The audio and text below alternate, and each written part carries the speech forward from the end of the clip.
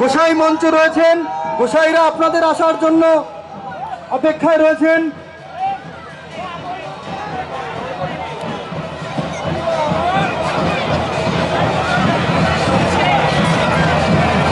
আপনারা সবাই এক জায়গায় ভিড় করবেন না, অনুরোধ করছি, ভলেন্টিয়ারদের বলছি এক জায়গায় ভিড় করবেন না। ঠাকুর মশাই দয় আমাদের মধ্যে এসেছেন, মা এসেছেন, সকলের মনের কথা, মনের ভাষা আজকে এখানে ব্যক্ত হবে, আমাদের মনের অভিব্যক্তি প্রকাশিত হবে। আমাদের সকলের সুর, মতুয়াদের সুর, উদ্বাস্তু মানুষের সুর, এই লেলিনগড়ের সমস্ত মানুষের সুর একসঙ্গে মিশে গিয়ে এক সামাজিক ঐক্যবদ্ধ মানবতার সুরে মিশে যাবে, এই প্রার্থনা করি। জয় হরিবল, জয় হরিবল, জয় হরিবল।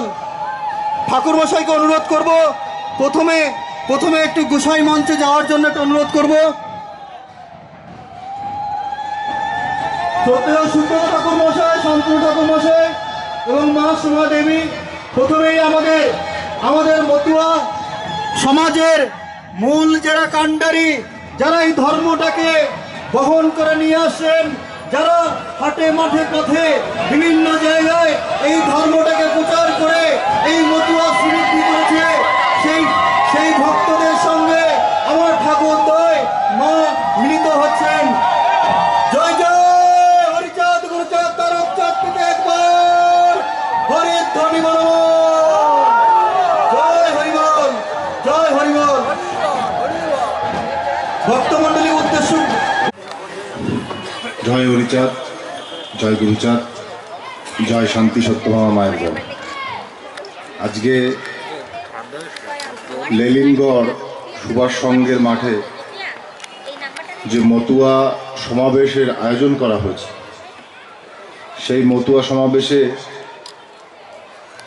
উপস্থিত অল ইন্ডিয়া মতুয়া মহাসংঘের মাননীয় সংঘাধিপতি সুব্রত ঠাকুর মহাশয়, উপস্থিত মতুয়া মাতৃসেনার সভানেত্রী সোমা ঠাকুর, উপস্থিত অল ইন্ডিয়া মতুয়া মহাসংঘের সাধারণ সম্পাদক ডক্টর সুখেন গাইন, তপন কিরণ মজুমদার, উপস্থিত মতুয়া সেনার হিমাংশু বিশ্বাস, উপস্থিত গোসাই পরিষদের সাধারণ সম্পাদক ভঞ্জন গোসাই, উপস্থিত ছাত্র যুব মতুয়া মহাসংঘের সভাপতি তন্ময় বিশ্বাস, গোপাল দাস, আমাদের মধ্যে আছে মহিতোষ বৈদ্য আমাদের সম্পাদক, এবং আরও অনেকে আমাদের মধ্যে। এখানকার সভাপতি আজকে যে পরিচালনা করছেন লক্ষণ বর, আমাদের মধ্যে আছেন ভোলা ভট্টাচার্য, এবং যারা আজকে অনুষ্ঠান আয়োজন করেছেন অনেক অনেক মতুয়া মহাসংঘের এই বারাসাত জেলার যে কার্যকর্তা এবং যারা আজকে সাধন করেছেন, তৎসহ আমার সম্মুখে মতুয়া ভক্ত সাধু গোসাই পাগল মায়েরা, সকলকে আমার পক্ষ থেকে অসংখ্য শ্রদ্ধা, ভালোবাসা এবং গুরুজনদের প্রতি আমার প্রণাম রইল। আজকে এখানে এই সভা করবার উদ্দেশ্য অনেকে অনেক রকম ভাবছেন, আপনাদের মনেও একটা চাঞ্চল্য তৈরি হয়েছে। মতুয়া মহাসংঘের পক্ষ থেকে হঠাৎ করে এমন একটা সভা তৈরি হচ্ছে, বিভিন্ন জায়গাতে সভা হচ্ছে।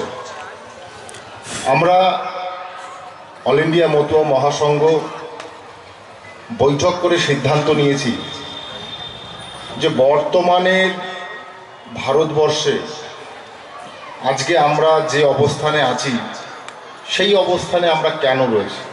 আমি একদম স্বাভাবিকভাবে বলবো কিছু কথা। আজকে আমরা উদ্বাস্তু কেন ভারতবর্ষে, কেন উদ্বাস্তু থাকবো? মতুয়া মহাসংঘের একটা দৃঢ় সংকল্পবদ্ধ মতুয়া মহাসংঘ হয়েছে যে এত মতুয়া, প্রায় 6 কোটির কাছে মতুয়া সারা ভারতবর্ষে, পশ্চিমবঙ্গে 3 কোটির কাছে মতুয়া। তো এই সম্প্রদায়ের মানুষরা কি ভিন গ্রহ থেকে ছুটে এলো, বা এই সম্প্রদায়ের মানুষেরা কি অন্য রাষ্ট্রের থেকে ছুটে এলো? না, এর মধ্যে অনেক বিস্তর ফারাক তৈরি হয়েছে।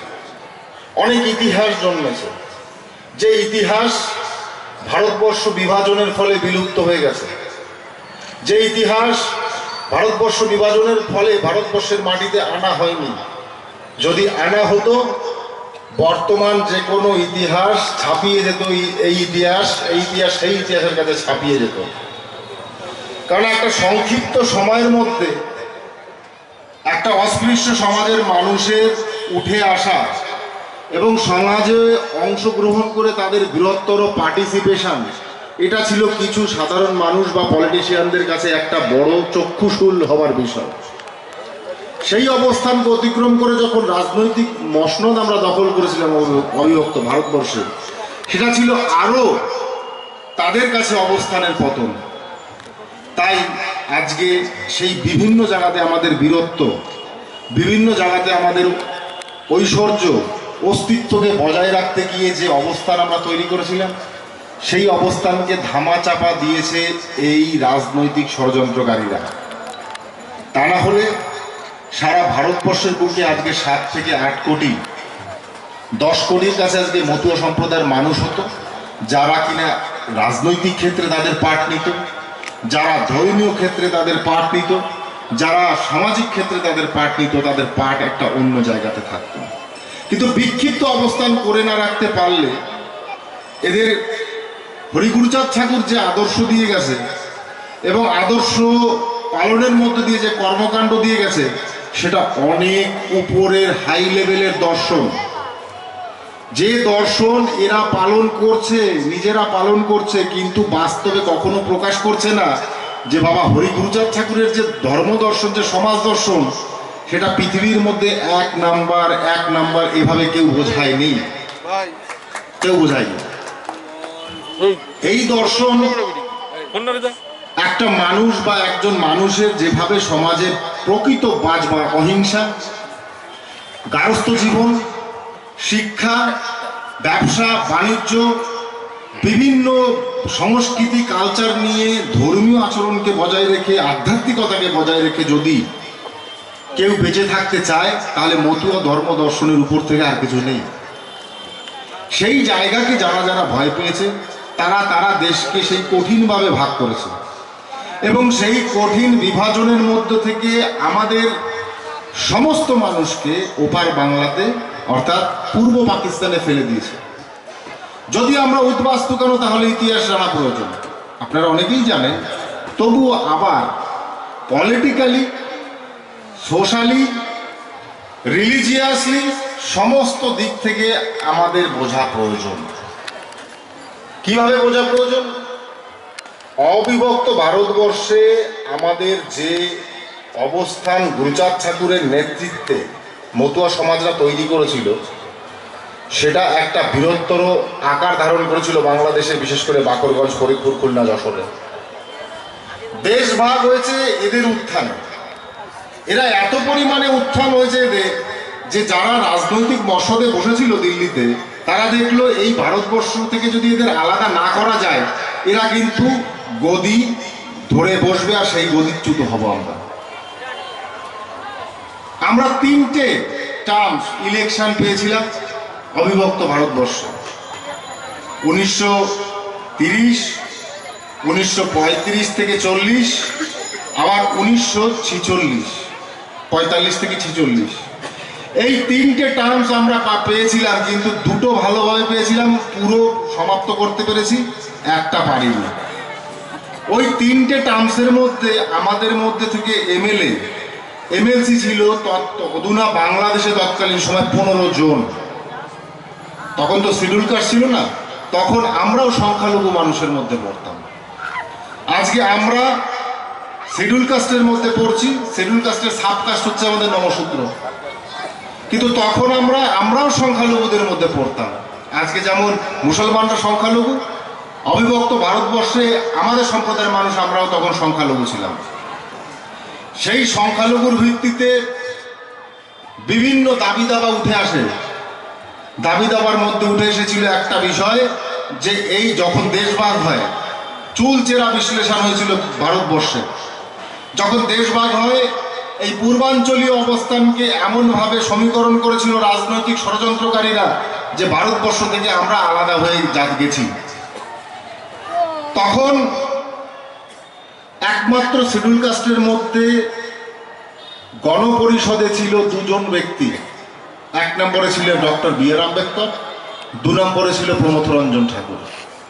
প্রমথ রঞ্জন ঠাকুর দাবি তুলেছিলেন যেভাবে ভারতবর্ষের বাংলাদেশের মানচিত্র অর্থাৎ পূর্ব পাকিস্তানের মানচিত্র তৈরি করা হচ্ছে, তাতে হিন্দু অধ্যুষিত এলাকাগুলো পূর্ব পাকিস্তানি পড়ছে, কিন্তু রেজুলেশন অনুসারে অর্থাৎ সংবিধান যে তৈরি হবে, যে ভারত যে ভাগ হবে, সেই যে রেজুলেশন, সেই রেজুলেশন অনুসারে হিন্দু এবং মুসলমানের ভিত্তিতে দেশ ভাগ হচ্ছে।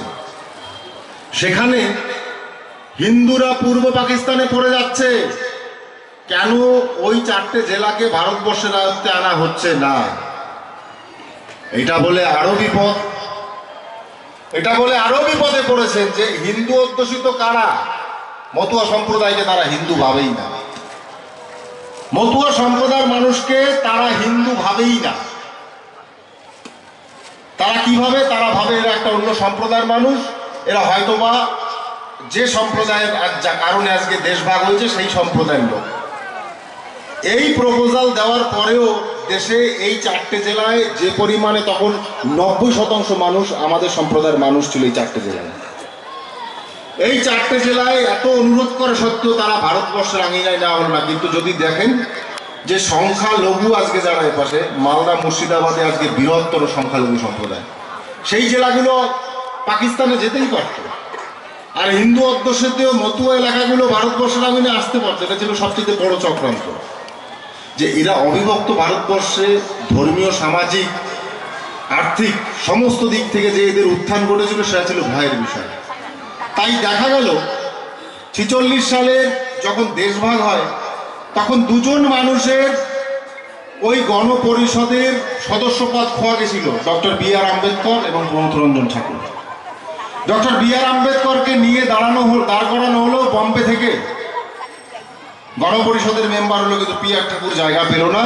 পি আর ঠাকুরকে ভারতবর্ষে মাইগ্রেশন করে আসতে হওয়া সেটা প্রমাণ করতে হয়েছে, সেটা প্রমাণ করে উনি ভারতবর্ষে আসতে হয়েছে। তারপরে ভারতবর্ষে এসে বিভিন্ন জায়গাতে ওনাকে ভোটে বিধানসভায় দাঁড়িয়েছেন, তারপরে গিয়ে 67-তে গিয়ে উনি দাঁড়িয়েছেন লোকসভাতে গিয়ে। অনেক সময় লেগে গেছে। কেন সময় লেগে গেছে? শুধু এই ভারত বিভাজনের যে পীড়ন মনের মধ্যে, যে ওপাশে যারা থাকছে তারা ওপাশের সংখ্যাগুরু মানুষদের দ্বারা অত্যাচারিত হবে।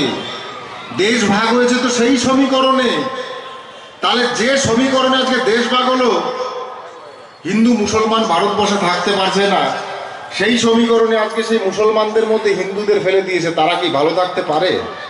কখনোই তারা ভালো থাকতে পারে না।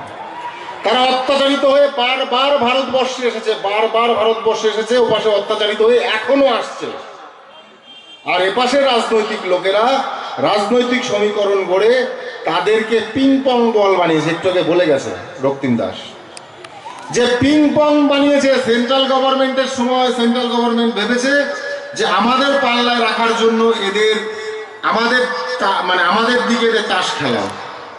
রাজ্য সরকার যখন অন্য রাজনৈতিক দলের, তখন তারা তাদের দিকে তাস খেলার জন্য টেনেছে। এইভাবে আজকে 74 বছরেও নাগরিকত্ব পায়নি এরা। কারণ এই রাজনৈতিক দলগুলোর কারুর সদিচ্ছা ছিল না যে প্রকৃতপক্ষে এত বড় একটা জনগোষ্ঠীর মানুষকে ভারতবর্ষে জায়গা দিয়ে তাদেরকে একটা স্বতন্ত্রভাবে নাগরিকত্বের স্বীকৃতি দেবে, এটা কারুর ছিল না। কারণ ভোট ব্যাংক ছিল বড় বালাই। সেই ভোট ব্যাংকের কারণে আজকে এতদিন যাবৎ নিপীড়িত হয়েছে। আজকে পশ্চিমবাংলার বুকে মাথা তুলে 3 কোটি মানুষ, ভাবুন তো, 9.5 কোটি টোটাল পপুলেশন পশ্চিমবাংলায়। সেই পশ্চিমবাংলাতে 9.5 কোটি মানুষের মধ্যে 3 কোটি মানুষ, তাদের রাজনৈতিক অধিকার নেই, তাদের সামাজিক অধিকার নেই, তাদের আর্থিক কোনো বড় জায়গায় কোনো অধিকার নেই। তারা কি করছে? গোলামি করছে। কাদের? বর্ণবাদের। তারা গোলামি করছে কাদের? আজকে রাজনৈতিক দলগুলো।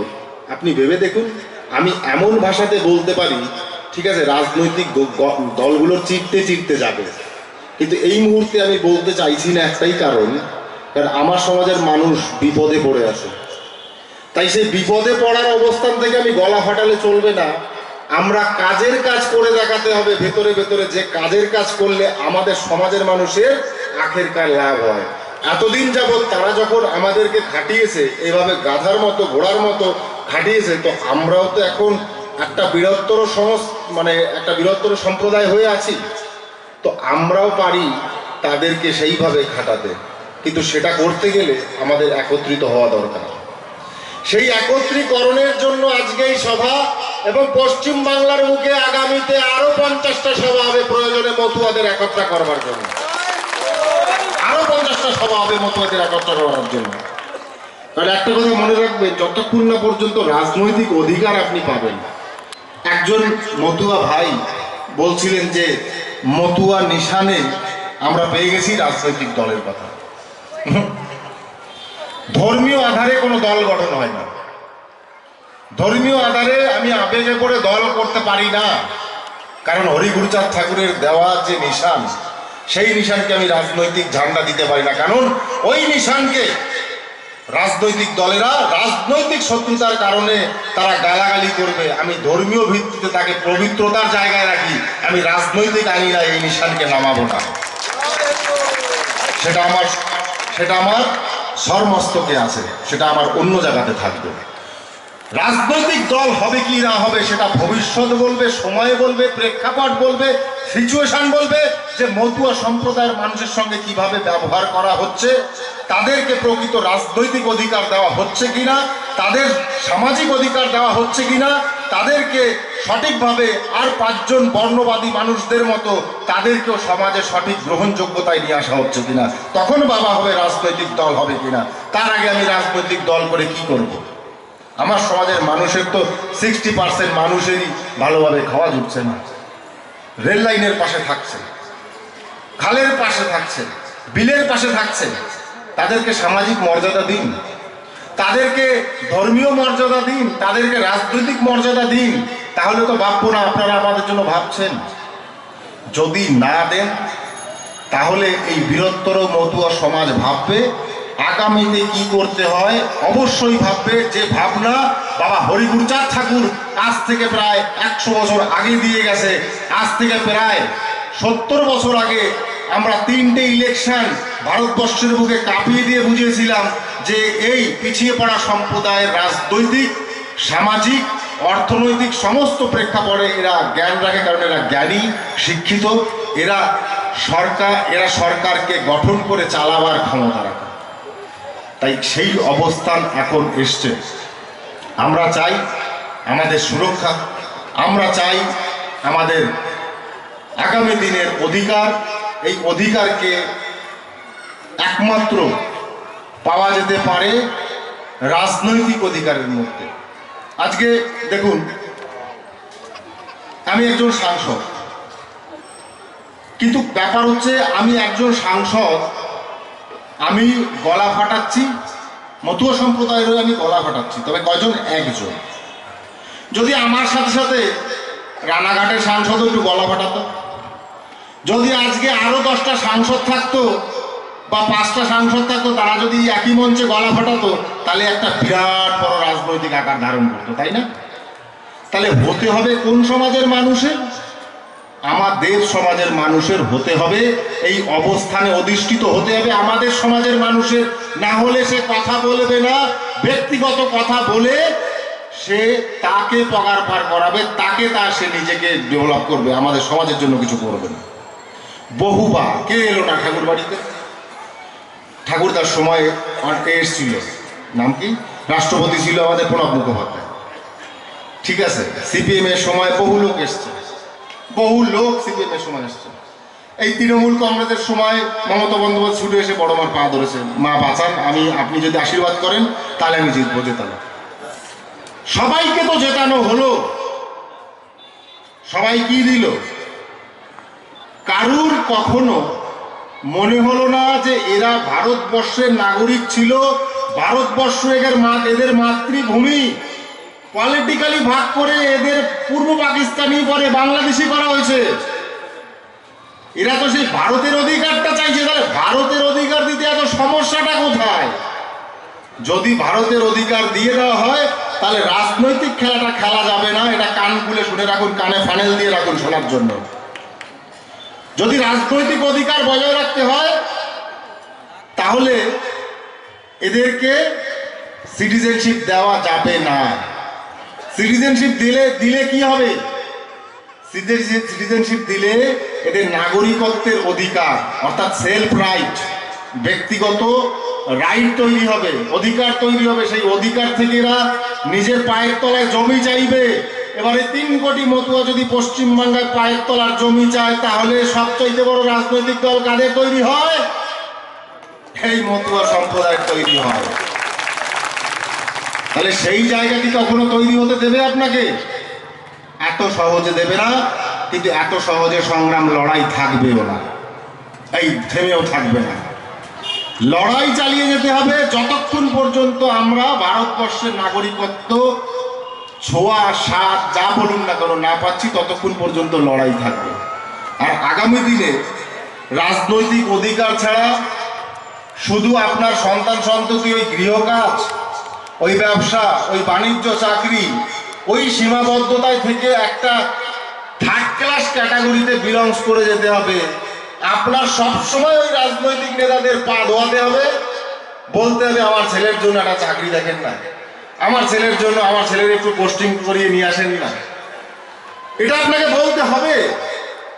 কিন্তু দেখবেন শিক্ষাগত গ্রেডে আপনার সন্তানের থেকেও তার যোগ্যতা কম, টোটাল কমিউনিটির যোগ্যতা কম এই কমিউনিটির থেকে, টোটাল কমিউনিটির যোগ্যতা কম এই কমিউনিটির থেকে। কিন্তু আপনাকে পদলেহন করে যেতে হচ্ছে, শুধু রাজনৈতিক প্ল্যাটফর্ম আপনার হাতে নেই। সেমতো অবস্থাতে আপনার সচেতনতা, আপনার সন্তানের সচেতনতা, এই উভয় মিলিত হয়ে পরবর্তী প্রজন্মের সচেতনতা বাড়াতে আপনার কি মনে হয়? দেশভাগের পরে এক পুরুষেই আমার ঠাকুরদাদা বা আমার বাবারা কি একদম এরকম শোরগোল করে কথা বলতে পেরেছে? আপনাদের তো একই অবস্থা। 3 পুরুষ বা 2 পুরুষ আগে আপনাদের আসা, বা 1 পুরুষ আগে আগে আসা।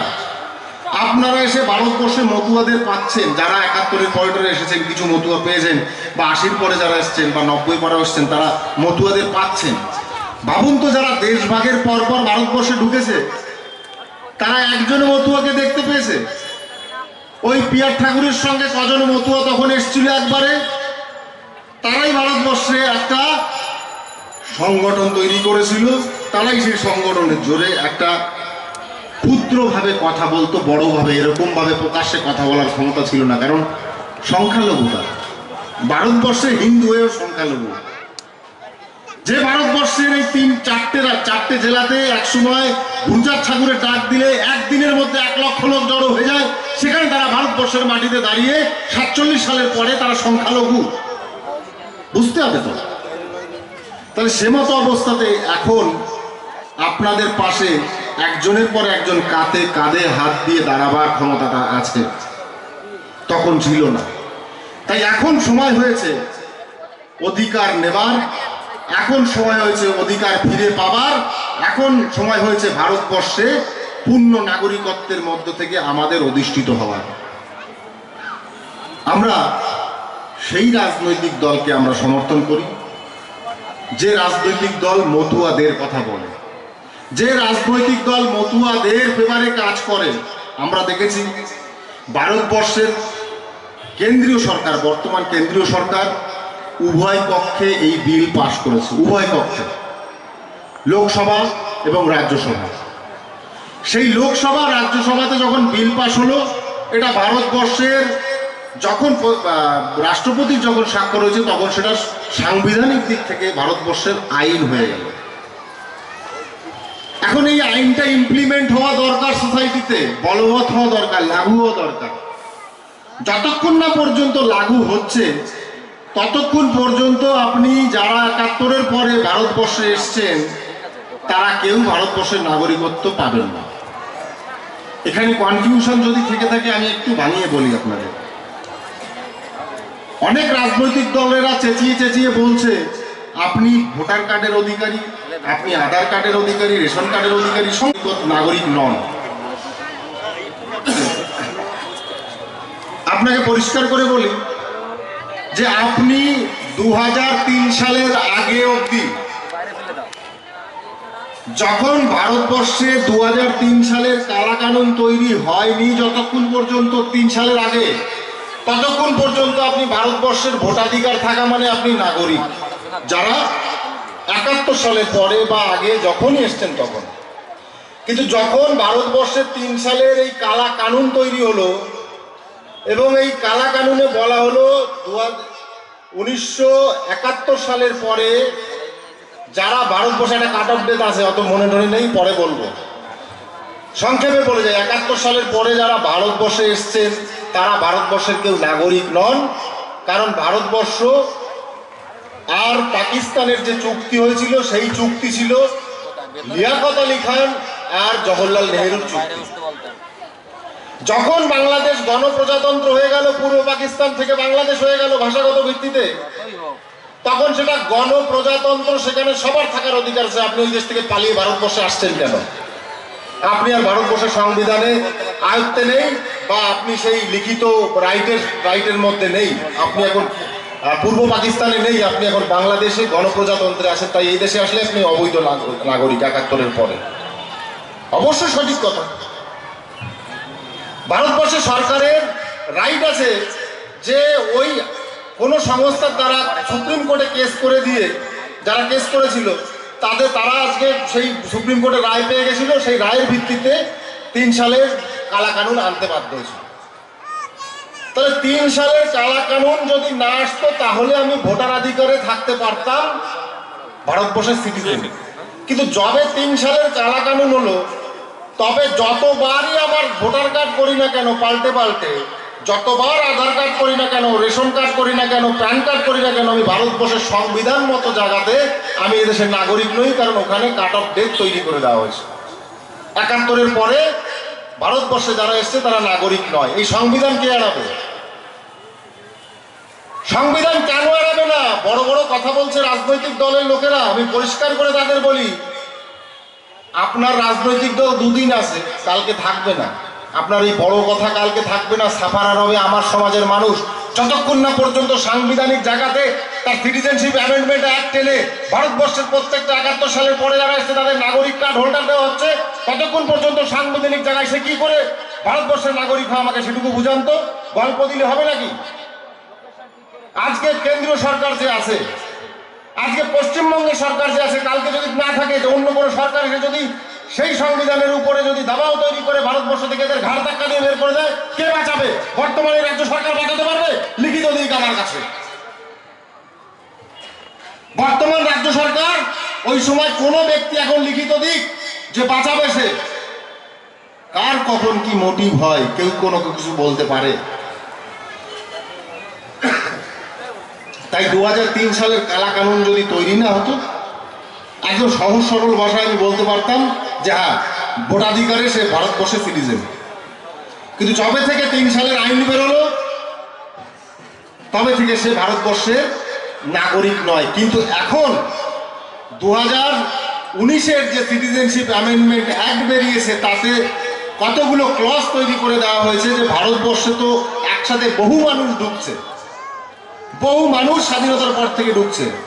কিন্তু কারা ভারতবর্ষে প্রকৃত নাগরিকত্ব পাবে? নাগরিকত্ব তারাই পাবে যারা বাংলাদেশ, পাকিস্তান, আফগানিস্তান থেকে নিপীড়িত হয়ে এসছে ধর্মীয় কারণে। তারাই, যারা পাশে সংখ্যাগুরু মানুষ, তারা কোনো কারণই নেই যে পাশে তারা নিপীড়িত হয়ে এসছে। সেটা রাষ্ট্রসংঘের মানে বাস্তু সংঘাতে নেই যে কোনো দেশের সংখ্যাগুরু মানুষরা, অর্থাৎ এই দেশের হিন্দুরা এই দেশ থেকে ধর্মীয় কারণে অত্যাচারিত অন্য দেশে পালাচ্ছে, এটা হতে পারে না। তো সেখানে 2019-এর যে অ্যামেন্ডমেন্ট বেরোলো, সেখানে কাট অফ ডেট অর্থাৎ দেওয়া হলো 14 সালের 31শে ডিসেম্বর পর্যন্ত যারা ভারতে এসেছে সেই পর্যন্ত তারা ভারতবর্ষের নাগরিকত্ব পাবে। কারণ যে কোনো সরকারি একটা সময়সীমা বাধা থাকা দরকার, ইনফিনিটি মানে অফুরন্ত চলতে পারে না। সময়সীমা বাঁধতে হবে, কারণ সেই সরকার 5 বছর পরে থাকবে না। সে যদি সময়সীমা না বাঁধে তাহলে তার ওই আইনের কোনো ভ্যালু নেই। তাহলে আমি মানলাম 14 সাল পর্যন্ত যারা আসছে তারা ভারতবর্ষের নাগরিকত্ব পাবে, এবং যে বিলটা আনা হয়েছে তাতে 75% আমাদের সমর্থনই আছে, আমি ভেবে নিলাম। কিন্তু সেটা লাগু হবে কবে? আমি ভাত টাত মেখে সমস্ত কিছু গুছিয়ে রেখে দিলাম, খাবো, কিন্তু আমার হাত চলছে না, আমি খেতে পারছি না, আমার পেট কি ভরবে নাকি তাতে? তাই আপনাদের আবেদন অবশ্যই রাখা উচিত, আপনাদের চিঠি দিয়ে ভরে দেওয়া উচিত কেন্দ্রীয় স্বরাষ্ট্রমন্ত্রীর কাছে যে আমরা কবে সিটিজেনশিপ পাবো, হাতে কার্ড পাবো। আপনারা দয়া করে আমাদের সিটিজেনশিপ কার্ড তুলে দিন, নাহলে আমরা কি করবো এখানে দাঁড়িয়ে? আমাদের মানুষদের রেল স্টেশনে গিয়ে আমাদের ধরছে জিআরপিতে, সমাজে চলতে পারছি না, সমাজে পুলিশ ধরছে, ফরেনার অ্যাক্ট দিচ্ছে, জেলে পুড়ে দিচ্ছে। প্রত্যেকটা মানুষ আমাদের এইভাবে বঞ্চিত হচ্ছে, অবহেলিত হচ্ছে, অত্যাচারিত হচ্ছে। তাদের কিভাবে বাঁচাবো? আপনি তো নালে পাশ করে দিয়ে বসে আছেন, ক্লিয়ার করুন এটাকে। যতক্ষণ না পর্যন্ত আপনারা এই আইনকে সমাজে লাগু করছেন বা বলবৎ করছেন, ততক্ষণ পর্যন্ত ফরেনার অ্যাক্টে আমার মানুষদের ধরে ধরে জেলে পোড়া হচ্ছে। এর নিষেধাজ্ঞা কে আনবে, কে বাঁচাবে? আর তামাশা দেখছে বর্তমান রাজ্য সরকার। এরা বলে দিচ্ছে আপনার হাতে ভোটার কার্ড আছে, রেশন কার্ড আছে, আপনি ভারতবর্ষের সিটিজেন। যদি কাট অফ ডেট না তৈরি করা হতো 14 সালের, যদি কাট অফ ডেট 1971 যদি না তৈরি করা হতো, আইন যদি না আনা হতো, তাহলে আপনি ভারতবর্ষের নাগরিকত্ব প্রমাণ পেতেন। তাই আমাদের যেমন অনুরোধ, তেমন দাবি, তেমন সংগ্রামী লড়াই থাকবে যতক্ষণ না পর্যন্ত সিটিজেনশিপ অ্যামেন্ডমেন্ট অ্যাক্ট এই সমাজে লাগু হচ্ছে। কোনো সরকারের ক্ষমতা নেই আমাদের বাধা দেবার, আমাদের আন্দোলনকে বন্ধ করবার। এটা চলতে থাকবে, এভাবে চলতে থাকবে, ততক্ষণ পর্যন্ত চলতে থাকবে যতক্ষণ না পর্যন্ত আমাদের একজন মানুষ বাকি থাকে। এমতো অবস্থাতে আমরা চাইছি এই লেলিনগড়ের সমস্ত মতুয়া উদ্বাস্তু ভাই বোনেরা, মায়েরা যারা আছেন, আপনারা একত্রিত হন। কারণ দেখুন, আপনি যতক্ষণ না পর্যন্ত নিজের শক্তিকে জাহির করবেন ততক্ষণ পর্যন্ত আপনাকে কখনোই সমাজে গৃহীত করা হবে না। গুরুচাঁদ ঠাকুর একটা কথা বলতেন, একদম সহজ সরল কথা, যে সমাজে সেই সমস্ত প্রাণীকে মানুষ কেটে খায় যে সমস্ত প্রাণী সমাজে সবচাইতে বেশি দুর্বল। কারা সমাজে দুর্বল? গরু, ছাগল, ভেড়া, মোষ, মুরগি। এরা সমাজের দাঁত, নখ, ঠিক আছে, হিংস্রতা প্রকাশ করতে পারে না, তাই সবার আগে এদের ধরে কেটে খায়। বাঘ খেলে, কুকুর খেলে বা অন্যান্য হিংস্র জন্তু খেলে কি মানুষ মারা যাবে? অভ্যাস নিতেই খাই না, ঠিক আছে, ওটা অভ্যাস হয়ে গেছে। কিন্তু বাঘ সিংহ খেলে কি মানুষ মারা যাবে? মারা যাবে না। কিন্তু এত সহজে তাদের ধরা যায় না, তারা দাঁত আর নখ দিয়ে হিংস্র অবস্থানে আক্রমণ করতে পারে বলে তাদেরকে কেটে খাওয়া যায় না। তাই আমার সমাজের মানুষ যতক্ষণ না পর্যন্ত দাঁত নখ দিয়ে হিংস্র অবস্থান তৈরি করবে, সারা জীবন এই পলিটিক্যাল লিডাররা কেটে খাবে। এটা একদম পরিষ্কার কথা, পরিষ্কার কথা। তাই আমি বলছি না যে আপনি সংগ্রামে নামুন বা দাগ রোল নিয়ে ময়দানে নামুন। শুধু একটা অনুরোধ, অল ইন্ডিয়া মতুয়া মহাসংঘের ছত্র ছায়ায় সমাজকে গড়ে তুলুন। কারণ ব্যতিক্রমী কোনো সংগঠন নিঃশর্তভাবে কথা বলবে না। অল ইন্ডিয়া মতুয়া মহাসংঘই সর্বপ্রথম ভারতবর্ষে উদ্বাস্তু মানুষের কথা বলেছে, ভারতবর্ষের মতুয়া সমাজের উন্নতির কথা বলেছে, তাদের ভারতবর্ষের নাগরিকত্বের কথা বলেছে, স্থায়িত্ব পাওয়ার কথা বলেছে। তাকে যত বেশি শ্রীবৃদ্ধি করবেন, ভাববেন আপনার পরিবারকে আপনি শ্রীবৃদ্ধি করছেন। আপনি দেখবেন অনেক রাজনৈতিক দল তাদের এই শিডিউল কাস্টের একটা মোর্চা দিয়ে না লালায়িত করতে চাইছে যাতে মতুয়া মহাসংঘ শেষ হয়। অনেক রাজনৈতিক দল, তা সেই রাজনৈতিক দলের উদ্দেশ্য কি? এই মানুষদের ভাঙিয়ে নিয়ে, আমাদের মানুষদের ভাঙিয়ে নিয়ে তাদের পকেটস্থ করা এবং ভোটের সময় ব্যবহার করে তারপরে তুমি নিপাত যাও। আমরা অনেকবার দেখেছি। দ্বিতীয়বার যেন এই ভুল না হয়। যতক্ষণ না পর্যন্ত রাজনৈতিক অধিকার, যতক্ষণ না পর্যন্ত আমাদের এই সিটিজেনশিপ অ্যামেন্ডমেন্টের সোসাইটিতে অ্যাক্টিভ করে যতক্ষণ সিটিজেনশিপ না দেওয়া হবে, ততক্ষণ পর্যন্ত আমরা আমাদের এই হাতের মুঠ খুলবো না, আমরা সংঘবদ্ধ হয়ে থাকবো। সেই কথা বললে সকলকে আমার শুভেচ্ছা, আমার ভালোবাসা, গুরুজনদের আমার প্রণাম জানিয়ে আমার বক্তব্য এখানে শেষ করলাম। জয় হরিচাঁদ, জয় গুরুচাঁদ, জয় মতুয়া ভক্তের জয়।